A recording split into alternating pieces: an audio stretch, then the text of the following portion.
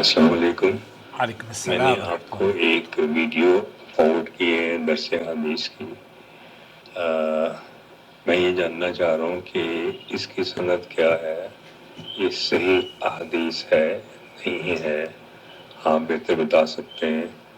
دوسرا, اگر یہ صحیح ہے تو اس کی جو ڈائریکشنس ہیں, جو ہدایات ہیں, ان کو کیسے فالو کیا جائے, کس کو فالو کیا جائے تاکہ ہم اس فتنے سے بچ جائیں اور نبی صلی اللہ علیہ وسلم کے جھنڈے تلے اکٹھے ہوں. آج کل بہت مارا ماری ہے. بہت مہربانی ہوگی اگر ہم جیسے گناہ گاروں کو اور بھٹکے ہوئوں کو آپ رہنمائی فرما دیں. جزاک اللہ. السلام علیکم. وعلیکم السلام ورحمۃ اللہ وبرکاتہ. حدیث خیر و شر ایک باب ہے.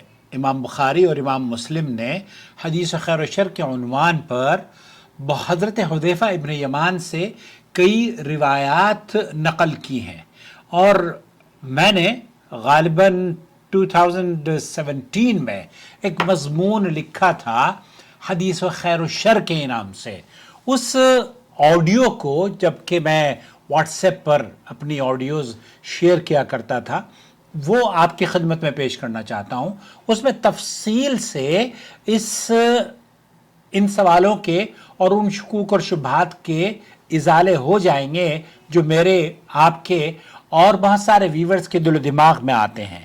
چلیے میں آپ کو لے کر چلتا ہوں اس دور میں جب کہ میں واٹس ایپ پر آڈیوز ریکارڈ کر کے السلام علیکم ورحمۃ اللہ وبرکاتہ. میری ہی آواز ہے. صحیح بخاری میں حضرت حذیفہ ابن الیمان رضی اللہ تعالی عنہ سے مروی ہے کہ لوگ اللہ کے رسول صلی اللہ علیہ وسلم سے خیر کے بارے میں دریافت کیا کرتے تھے, اور میں اللہ کے رسول صلی اللہ علیہ وسلم سے شر کے بارے میں پوچھا کرتا تھا, اس خوف سے کہ کہیں میں اس میں ملوث نہ ہو جاؤں. تو میں نے عرض کیا, یا رسول اللہ, ہم لوگ برائی اور جاہلیت میں پھنسے ہوئے تھے, تو اللہ تعالیٰ نے اس خیر یعنی اسلام کو لے آیا. کیا اس خیر کے بعد شر ہے؟ وہی حدیث جو آپ نے پیش کی ہے. علیہ الصلوۃ والسلام نے ارشاد فرمایا, ہاں. پھر میں نے عرض کیا کہ کیا اس شر کے بعد خیر ہوگا؟ تو آپ نے فرمایا ہاں, اور اس خیر میں دھواں یعنی قدورت ہوگی. میں نے عرض کیا, یا رسول اللہ, کہ یہ قدورت کیا ہے؟ آپ صلی اللہ علیہ وسلم نے ارشاد فرمایا کہ ایک قوم ہوگی اور وہ قوم میری راہ کو چھوڑ کر کسی دوسرے کی راہ اختیار کر لے گی, اور لوگوں کو میری راہ کے علاوہ دوسری راہوں کی طرف دعوت دیں گے. ان کی بعض باتیں تم پہچان لوگے کیونکہ وہ باتیں قرآن اور احادیث سے ہوں گی, اور ان کی بعض باتیں تم پہچان نہ سکو گے, یعنی کہ وہ قرآن اور احادیث سے نہیں ہوں گی بلکہ ان کے تجربات اور فہم پر مبنی ہوں گی. میں نے عرض کیا, اس خیر کے بعد کیا پھر شر ہے؟ رسول اکرم صلی اللہ علیہ وسلم نے پھر ارشاد فرمایا, ہاں, کچھ لوگ دعوت دینے والے یعنی تبلیغ کرنے والے ایسے ہوں گے کہ لوگوں کو جہنم کے دروازوں کی طرف بلائیں گے. جو کوئی ان کی باتوں کو قبول کر لے گا وہ لوگ اسے جہنم میں پھینک دیں گے. میں نے عرض کیا کہ اللہ کے رسول صلی اللہ علیہ وسلم, ان لوگوں کا حال بیان فرما دیجئے. آپ صلی اللہ علیہ وسلم نے ارشاد فرمایا, وہ ہماری قوم میں سے ہی ہوں گے, یعنی اسلام کے دعوے دار, اور ہماری زبان میں باتیں کریں گے, یعنی قرآن و سنت کی باتیں بھی کریں گے, اور غلط تعویلیں بیان کر کے بات کو چھپانے کی بھی کوشش کریں گے تاکہ حق واضح نہ ہو سکے, بات غلط ملت رہے. حضرت حذیفہ بن الیمان کہتے ہیں کہ میں نے عرض کیا کہ اگر وہ وقت میں پالوں تو میرے لیے کیا حکم ہے؟ کیا کروں؟ آپ صلی اللہ علیہ وسلم نے ارشاد فرمایا, مسلمانوں کی جماعت اور ان کے امام کو لازم پکڑنا. میں نے عرض کیا کہ ایسے پرفتن دور میں اگر میں مسلمانوں کی جماعت کو نہ حاصل کر سکوں اور مجھے وہ نہ مل سکیں, تو آپ صلی اللہ علیہ وسلم نے فرمایا, تم ان تمام فرقوں سے الگ ہو جانا, اگرچہ تمہیں کسی درخت کی جڑ ہی چبا کر کیوں نہ زندہ رہنا پڑے, یہاں تک کہ تمہاری موت کا وقت آ جائے اور تم سب سے الگ تھلگ ہی رہو. رسول اکرم صلی اللہ علیہ وسلم کی حیرت انگیز پیشن گوئی آج اس پرفتن دور میں جیسے ہم اور آپ گزر رہے ہیں حرف بحرف صحیح ثابت ہوتی نظر آ رہی ہے۔ آج ہم اگر اپنے ارد گرد نظر دوڑائیں اور اس حدیث رسول سے جو ہمیں اسباق ملتے ہیں ان کا صدق دل سے جائزہ لیں اور صورتحال کا گہرائی سے مطالعہ کریں تو ان لوگوں کو جن کا اس حدیث میں ذکر ہے اور جن سے بچنے کے بارے میں اللہ کے رسول صلی اللہ علیہ وسلم اپنے صحابی کو فرما رہے ہیں، ہم انہیں اپنے اطراف میں اپنے قرب جوار میں پالیں گے۔ بالکل وہ تمام کے تمام گروپ آپ کے سامنے ابھرتے ہوئے چلے آئیں گے جو آج دین کے دعوے دار بنے پھر رہے ہیں اور دین ان سے بری ہے۔ وہ لوگ بھی آپ کو نظر آ جائیں گے جنہوں نے اپنے اماموں کی تقلید کو قرآن و سنت سے زیادہ محبوب سمجھ لیا ہے، انہی کی راہ اختیار کیے ہوئے ہیں اور لوگوں کو بھی انہی کی راہ پر چلنے کی طرف دعوت دے رہے ہیں۔ سیدھے سادے مسلمانوں کو اصل دین سے ہٹا کر نہ جانے کیوں اپنے اکابر اپنے بزرگوں کے افکار کی طرف دعوت دے رہے ہیں۔ ان لوگوں کی عبادات بھی ان کے ائمہ یا بزرگوں کی طرف منسوب ہوتی ہیں۔ نماز، حج اور روزوں تک کو انہوں نے اپنے اپنے مذاہب کے مطابق بنا لیا بنایا ہوا ہے۔ آج آپ کو کہیں دور جانے کی ضرورت نہیں، سامعین کرام، اپنے پڑوس میں صرف جھانکنے کی ضرورت ہے۔ لگتا ایسا ہے کہ اسلام کے خلاف ایک سازش کے تحت کام کیا جا رہا ہے۔ وہ اسلام جسے اللہ کے رسول صلی اللہ علیہ وسلم نے صراط مستقیم سے تعبیر کیا تھا، اسے خطوط منحنی یعنی ٹیڑھی میڑھی راہوں اس کو ٹیڑھی میڑھی راہوں والے کی شکل دی جا رہی ہے اور اسی شکل میں وہ پیش کیا جا رہا ہے۔ آج آپ کو وہ فرقہ بھی اپنے ارد گرد نظر آ جائے گا جو نہایت ہی گمراہی کی زندگی گزار رہا ہے۔ قبروں کی پوجا، قبروں پر چادر چڑھانا، ان کا طواف کرنے کے مناظر عام ہیں۔ بالکل کہیں قوالیاں گائے جا رہی ہیں تو کہیں پر رقص ہیں، کہیں جنتی دروازہ ہے تو کہیں اندھی تقلید ہے، کہیں اماموں کا گھوڑا ہے تو کہیں نعل شریف کے نام پر تصویر کا تقدس ہے، کہیں شریعت ساز علماء ہے تو کہیں پیروں کی حکومت ہے۔ آپ کو ناظرین اکرام اور سامعین اکرام، آپ کو وہ جماعت بھی مل جائے گی جو کہ اس بات کا دعویٰ کر رہی ہے کہ ان کے مجدد نے اس امت پر ایک نہایت ہی منظم جماعت بنا کر احسان کیا ہے۔ کون سی جماعت ہے؟ بھلا کوئی ان سے پوچھے کہ اللہ کے رسول صلی اللہ علیہ وسلم نے تو فرمایا تھا کہ میری امت میں ایک جماعت ہمیشہ حق پر رہے گی، بے شک، لہذا جب اس جماعت کی تشکیل دی گئی تو وہ جو حق والوں کی جماعت تھی کیا اس دنیا میں موجود نہ تھی؟ ہونا تو یہ چاہیے تھا کہ نئی جماعت کے بجائے مجدد صاحب اس جماعت حقہ کی کھوج نکالتے، اس جماعت حقہ کو ڈھونڈتے جس کا تذکرہ نبی کریم صلی اللہ علیہ وسلم نے صحیح مسلم کی اس حدیث میں پیش کیا ہے، لیکن ایسا نہ ہوا اور ایک الگ جماعت بنا ڈالی۔ حقیقت میں امت پر یہ احسان نہ ہوا بلکہ یہ تو انہوں نے اپنے مقاصد کی خاطر دین کے ساتھ کھلواڑ کیا۔ سوال یہ پیدا ہوتا ہے کہ یہ الگ جماعت بنانے کا حق انہیں کس نے دیا، جبکہ اللہ کے رسول صلی اللہ علیہ وسلم اپنے صحابی کو یہ فرما رہے ہیں کہ باطل جماعتوں میں نہ ملنا اور نہ ہی اپنی الگ جماعت بنا لینا، بلکہ مسلمانوں کی جماعت اور ان کے امام کو لازم پکڑنے کا حکم اللہ کے رسول صلی اللہ علیہ وسلم اپنے صحابی کو دے رہے ہیں، اور اگر انہیں حاصل نہ کر سکو تو تمہیں الگ تھلگ ہی زندگی گزر بسر کرنی پڑے، کرنا لیکن باطل نظریات کی حامل جماعتوں میں نہ ملنا۔ آپ اگر صدق دل سے جماعتوں کے منہج پر نظر دوڑائیں گے تو وہ آپ کو ویسی جماعت بھی نظر آ جائے گی جس نے آج بھی 1400 سال گزر جانے کے بعد دین کو، اسی دین کو جو اللہ کے رسول صلی اللہ علیہ وسلم پر نازل ہوا تھا، اس کو سمجھا ہوا ہے۔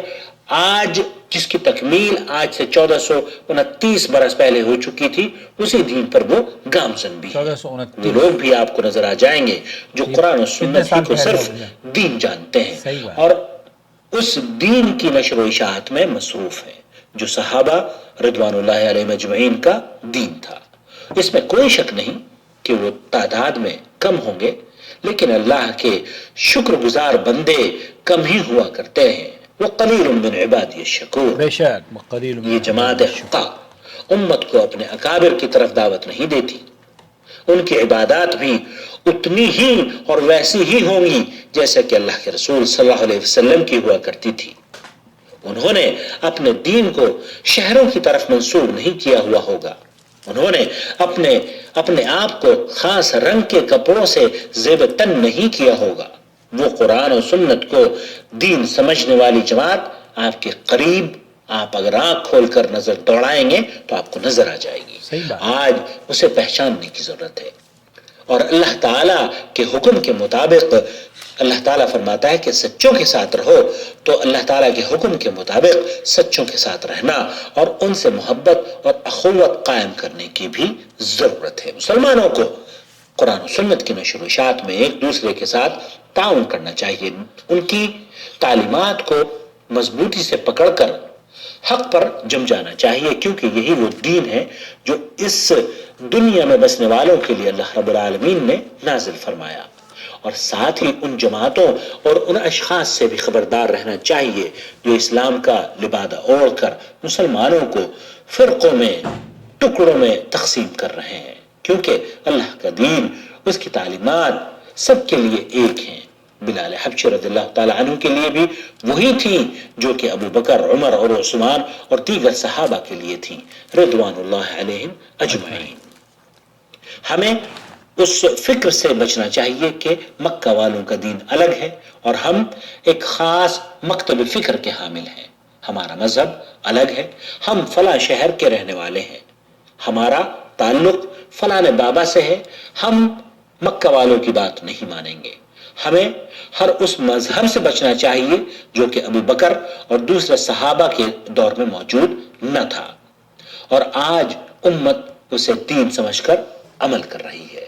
رسول اکرم صلی اللہ علیہ وسلم نے جہاں دین کے اندر ملاوٹ کرنے والوں کے بارے میں نشاندہی فرمائی، وہاں یہ بھی فرمایا، جسے امام ترمذی نے نقل کیا ہے، کہ آگاہ رہو، ممکن ہے کوئی شخص اپنی مسحری پر ٹیک لگائے آرام کرتا ہو، اور اس کو جب میری طرف سے کوئی حدیث سنائی جائے تو وہ کہے کہ ہمارے لیے قرآن ہی کافی ہے.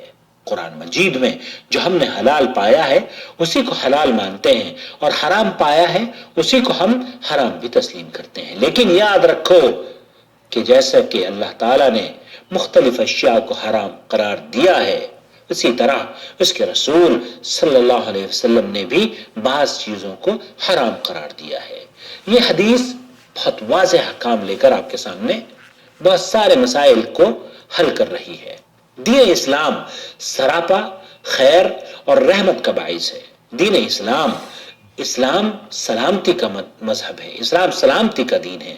اس میں شر اگر داخل ہوئی ہے تو گمراہ قائدین، علماء سو اور ایسے پیشواؤں کے ذریعے جنہوں نے مصلحت کو مد نظر رکھتے ہوئے یا تو اپنے منصب کی حفاظت کی خاطر اسلام کو تبدیل کرنے کی کوشش کی، یا ذاتی مفادات اور ہوا پرستی کا شکار رہے. اور یہ نہایت ہی خطرناک اور جرت کی بات ہے. نبی کریم صلی اللہ علیہ وسلم سے متعدد صحابہ نے نقل کیا ہے کہ میں تم پر سب سے زیادہ جس چیز سے ڈرتا ہوں وہ عالم کی ٹھوکر ہے، قرآن کو لے کر منافق کا جدل ہے اور گمراہ پیشوا ہیں.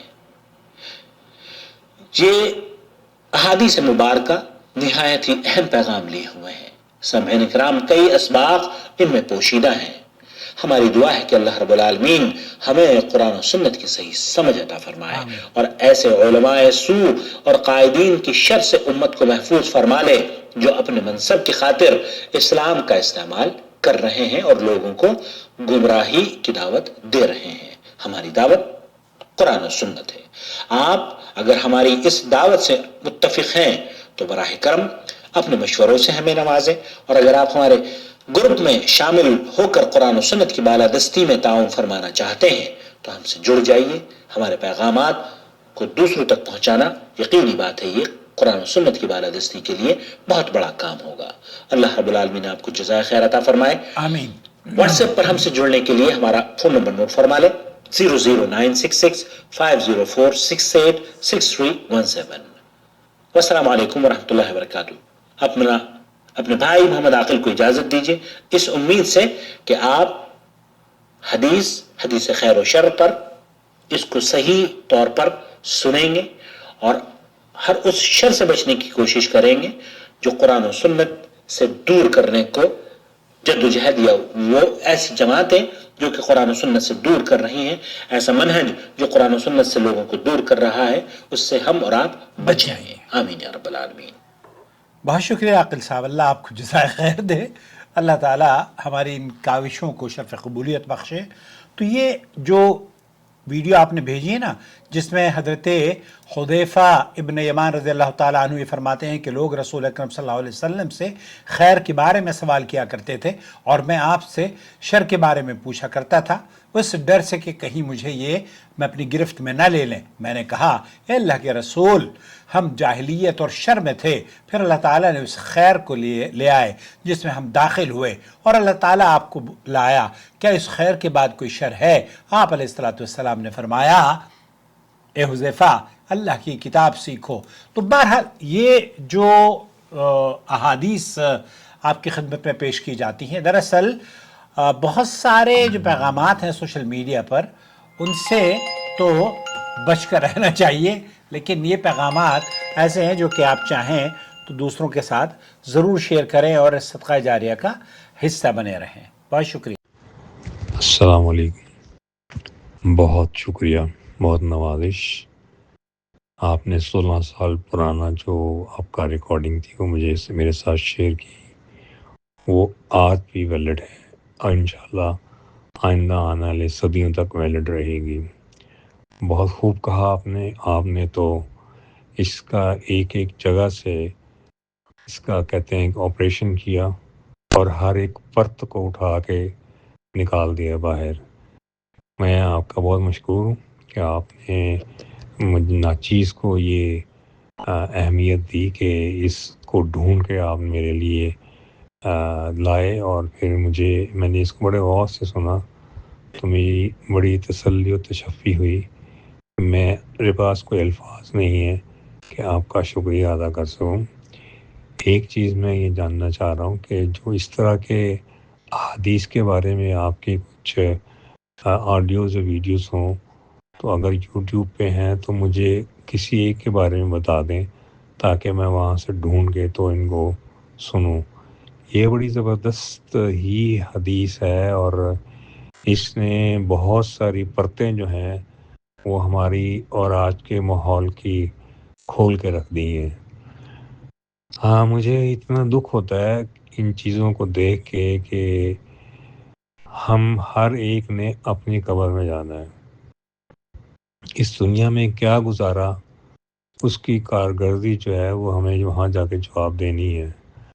میرا نہیں خیال کہ اتنے جو سو کالڈ لوگ ہیں جو کہ اس وقت انہوں نے محاصرہ کر رکھا ہے ہمارے دین کا، ان کو کبھی بھی خیال نہیں آیا کہ مجھے بھی جواب دینا آگے جا کے، اور جتنے وہ ان کے مقتدین ہیں ان کو بھی وہ بھٹکا رہے ہیں اپنے اس راہ سے۔ افسوس ہے۔ اللہ تعالیٰ ہم سب کو صحیح راہ پہ چلنے کی توفیق عطا فرمائے اور آپ جیسے استادان وہ رہنمائی کرتے رہیں، اور انشاءاللہ آپ کا جو چینل ہے یہ بہت بڑی خدمت کر رہا ہے۔ میرا خیال ہے کہ آپ کوئی اور کام نہیں کرتے، فل ٹائم آپ اسی پہ لگے رہتے ہیں۔ اللہ تعالیٰ آپ کو جزائے خیر دے۔ السلام علیکم۔